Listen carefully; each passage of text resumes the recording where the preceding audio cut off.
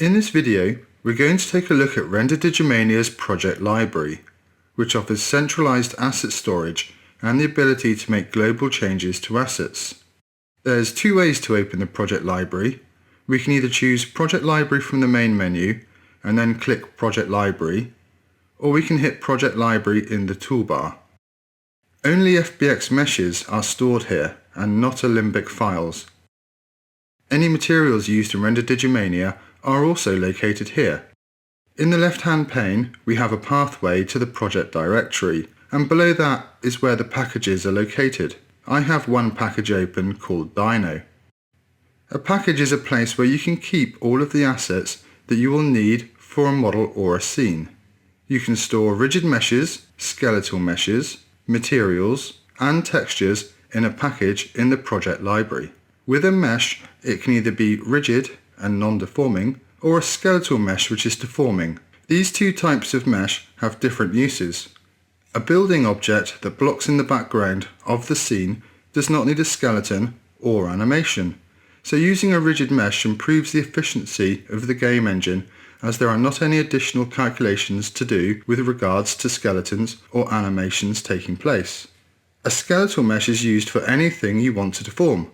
Commonly this would be a character, but if you wanted an object to be crushed under the foot of a character, then you would need to make your object a skeletal mesh to allow for the crush animation to play. Both rigid and skeletal meshes are created in an external 3D modeling application and imported into RenderDigimania. A material is a fully editable network of expressions, which gives you precise control over the look of an object. There is a library of pre-built materials in RenderDigimania, including metal, cloth, glass, and water. You can edit these materials using the material editor, or you can create instanced copies of them. A material instance is an instanced copy of a material. It has a limited number of settings that you can adjust, but is computationally more efficient than the original material, and is generally easier to use. Using material instances can save time when rendering complex scenes. Materials and material instances are created within a package in the project library and can be applied to multiple meshes. You'll notice the Dino package has an asterisk next to it, which signifies that it's not yet been saved. To save it, I can right-click on it and choose Save, or I can choose Save All from the toolbar. When I browse to my Projects folder, I can see that I saved a .upk file. This file can then be shared with other artists working in collaboration. Alongside Save Package, there's buttons for changing the project directory and loading packages. We can filter the assets we see by name if we use the search field. So if we type Dino, we can see all assets with Dino in the name.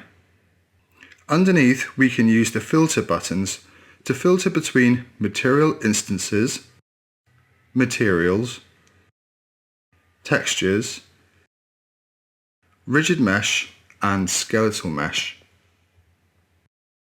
And we can toggle this menu visibility too if needed.